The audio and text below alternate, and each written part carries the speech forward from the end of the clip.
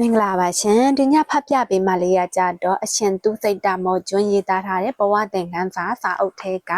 ခံနိုင်ရည်ဆိုတဲ့ခေါင်းစဉ်လေးနဲ့ဖတ်ပြပေးသွားမှာဖြစ်ပါတယ်လူတယောက်အောင်မြင်ဖို့နှစ်တွေအများကြီးစ조사ရတယ်ပေးဆက်ရတယ်ကြရှုံးဖို့ကြတော့မျက်စိတမိတ်ကလေးအတွင်းဖြစ်ပျက်သွားတတ်တယ်တဲ့ဘယ်သူကကြချုံချင်ပါမလဲဒါပေမဲ့တကဘာလုံးကအောင်မြင်သူတွေအားလုံးကြချုံဖူးကြတယ်တိုးတော်လဲသူတို့ရဲ့အားသာချက်ကပြန်ထတာပါပဲပြန်ထနိုင်ဖို့ဆိုတာအမားပြင်ဆင်ချက်တွေအရေးချင်းဖြည့်တာတွေမိတ်ဆွေရှာတတ်တာတွေရန်သူကိုချောင်တတ်တာတွေအခွင့်အလမ်းရှာတတ်တာတွေတွေးခေါ်မျှော်မြင်တတ်တာတွေလိုအပ်ပါတယ်များသောအားဖြင့်တော့စိတ်ခံစားချက်ကိုဦးစားပေးမှုတွေကြောင့်ကြရှုံးတတ်တာပါတဲ့စိတ်ခံစားချက်ဆိုတာအများကြီးပါပဲလောဘကြီးရာဒေါသကြီးရာအချစ်ကြီးရာအမုန်းကြီးရာပဝင်မြင့်မာနကြီးရာတွေးဝေတတ်တာမနာလိုစိတ်များတာစတာတွေဟာစိတ်ခံစားချက်တွေပေါ့တဲ့ဒါတွေကြောင့်စဉ်းစားနိုင်စွမ်းလျော့သွားတတ်ပါတယ်စဉ်းစားနိုင်စွမ်းလျော့တာနဲ့ကြချုံလမ်းပွင့်တော့တာပါပဲတဲ့ကြချုံနဲ့ဆိုတာလူမှုရေးမှာပညာရေးမှာစီးပွားရေးမှာဂုဏ်သိက္ခာပိုင်းမှာစာရိတ္တပိုင်းမှာကောင်းတာတွေအကုန်ပျက်စီးကုန်တာပါဘာကြောင့်လဲဆိုတော့စိတ်ကလေးတစ်ချက်အလိုလိုက်မိလို့ပါပဲမာနတွေနဲ့အမားဆုံးဖြတ်ချက်ကိုစိတ်လိုလက်ရမြန်မြန်ဆန်ဆန်ချလိုက်မိတဲ့အတွက်စီးပွားရေးရောဘဝပါအကုန်ပျက်စီးသွားရတဲ့ဒါတကတွေရှိပါတယ်တဲ့ဘဝမှာဆုံးဖြတ်ချက်ကလည်းအလွန်အရေးပါလေတော့တခုခုဆုံးဖြတ်တော့မယ်ဆိုစိတ်ခံစားမှုတော့မဟုတ်ပုံကိုယ်ရေးခံစားမှုမပါပဲတဘာဝကြကြရုပ်တိတန်တွေးခေါ်ဆုံးဖြတ်ဖို့လိုပါတယ်ဒါမှလည်းအခွင့်အရေးလက်လွတ်ဆုံးချုံရတာမျိုးမကြုံရမှာပါတဲ့ဒီအခြေအနေမျိုးမှာကြတော့ပုံကိုယ်ရေးခံစားမှုတန်ကို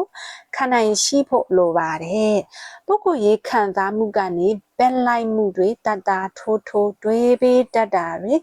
တပတ်သက်အပြစ်မြင်မှုတွေဖြစ်ပေါ်လာပြီးတကယ်အခြေအနေမှန်နဲ့ဝေးကွာသွားရပြီး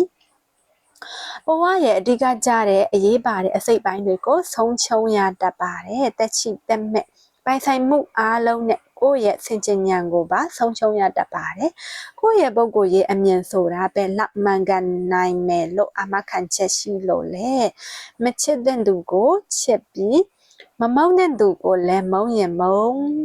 နေနိုင်တာမလားကိုချစ်တဲ့သူကအကျိုးမပေးပဲကိုမုန်းတဲ့သူကကိုယ့်ရဲ့အကျိုးကိုဆောင်နေတာလေရှိတတ်ပါတယ်ကိုနှစ်တဲ့ရုပ်ရည်တွင်ပြင်မျိုးရှိသူကအရေးချင်းမဲ့နေပြီးရုပ်ရည်ကြမ်းတမ်းပင်မဲ့အရေးချင်းပြည့်နေတာတွေအများကြီးရှိနေတတ်တယ်ဒါကြောင့်ခံစားမှုတော့မဟုတ်ပုဂ္ဂိုလ်ရေးအမြင်နဲ့ခွဲခြားဆက်ဆံလို့တဲ့သဘောထားကိုချိုးနှိမ်ထားနိုင်ပြီးအရေးသွေးကိုအတိကထားစဉ်းစားတတ်ရင်သင်အောင်မြင်မှာပါတဲ့အချက်စိတ်ကြီးခြင်းနဲ့အမုန်းစိတ်ကြီးခြင်းတို့ဟာကိုယ့်ဘဝကိုပါပျက်စီးသွားစေတတ်တယ်။အဲ့ဒီစိတ်တစ်မျိုးမျိုးအလွန်အကျွံဖြစ်နေရင်အခြေအနေမှန်ကိုမမြင်နိုင်တော့ပဲ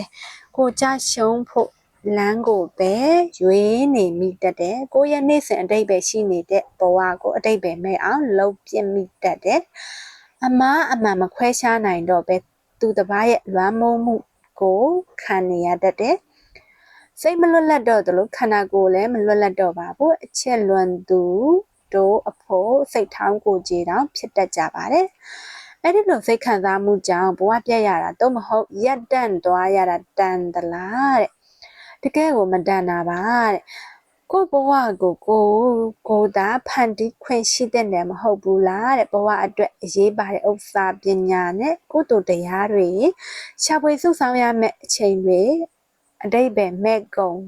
ဆုံးတွားတတ်တယ်စိတ်ခံစားမှုတန်တော့မဟုတ်လူမှုရေးလောကရန်ကိုခဏရင်မချိချင်းကြောင့်လက်ရှိအခြေအနေကိုဆုံးချုံရတယ်လို့အလားအလာရှိတဲ့အကျိုးစီးပွားကိုလည်းဆုံးချုံရတတ်တယ်အခက်မသိရင်အသက်ပါဆုံးချုံရတဲ့ဒါတကတွေရှိပါတယ်ဒီတော့စိတ်ခံစားမှုရဲ့တန်ကိုမခံနိုင်တော့ ဘဝမှာ2ဆင့်3ဆင့်ချုံးတွေဖြစ်ရတော့တာပေါ့တဲ့အောင်မြင်မှုရရှိပြီးကမှမြန်ပြန်ကျသွားတဲ့သူတွေလောကမှာအများကြီးရှိပါတယ်ငွေလေးဝင်လာတာနဲ့မလိုအပ်ပဲဝယ်မလိုအပ်ပဲသုံးမလိုအပ်ပဲဖြုံးတွေလောက်ပါများတော့မြန်မွဲသွားတာတွေနာမည်လေးရလာတာကိုဘဝင်တွေဟတ်ဘဝတွေမေ့ပြီးပြန်ကျသွားတာတွေအောင်မြင်တာကိုမခံနိုင်တဲ့သူတွေပေါ့တဲ့အောင်မြင်လို့မခံနိုင်ဘူးဆိုလို့မအောင်မြင်ခင်လဲမခံနိုင်တဲ့သူတွေအများကြီးပါတဲ့နည်းနည်းခက်ခဲတာနဲ့လက်ချော့ချင်တာတွေမကြိုးစားကြည့်ရသေးဘူးလက်ပြငယ်နေတဲ့သူတွေမလုပ်သေးခင်မလုပ်သေးဘူးဖြစ်ပါမလားလို့ပြောတတ်တဲ့သူတွေသူတို့တွေကတော့အခက်အခဲကိုမခံနိုင်တဲ့တွေးကြောင်တဲ့သူတွေပေါ့တဲ့အောင်လဲမအောင်မြင်နိုင်ပါဘူးတဲ့အောင်မြင်ခဲ့ရင်လည်းခဏနဲ့ပြန်ကြမဲ့သူတွေပါတဲ့အကြောင်းကတော့ကိုယုံကြည်ချက်မရှိလို့တတိမရှိလို့ပါလက်တွေ့ရင်ဆိုင်နေရတဲ့လောကဆိုတာစက်ဝိုင်းဆွဲတိုင်းစက်ဝိုင်းထွက်လာတတ်တာမဟုတ်ဘူးတောင်းပန်ဆွဲတိုင်းလည်းတောင်းပန်ကြတတ်တာမဟုတ်ဘူးမသေးချာမှုတွေနဲ့တိဆောက်ထားတာကိုလောကလို့ခေါ်တာပါစီးပွားရေးကောင်းအောင်တော့ကျမရေးကပြတ်တတ်တာကိုတီတော့နိုင်မြင့်အခြေအနေအရနေတတ်စားတတ်သုံးတတ်ဆွဲတတ်ဆင်ခြင်တတ်ရွေးချယ်တတ်ဖို့အရေးကြီးပါတယ်နိုင်တိုင်းလည်းမငုံနဲ့မြင့်တိုင်းလည်းမမော့နဲ့နိုင်လုံးငုံနေရင်ပိုအနှင်းခံရမယ်မြင့်လုံးမော့နေရင်ရှေ့ရင်ဖြတ်ခုတ်အလဲခံရမယ်ပုံမှန်နေတတ်ရပါမယ်တဲ့စိတ်တက်မကြတတ်ခြင်းမာနမကြည့်တတ်ခြင်းတွေကကိုယ့်ကိုအခြေအနေတိုင်းမှာပြန်ထနိုင်မဲ့ခွန်အားတွေကိုပေးပါလိမ့်မယ်ရည်တည်နိုင်ဖို့ခွန်အားတွေပေးပါလိမ့်မယ်တဲ့ဘဝကိုခန္ဓာရှိနဲ့ဉာဏ်ဆိုင်နိုင်ကြပါစေညတော့ဒီလောက်ပါပဲရှင်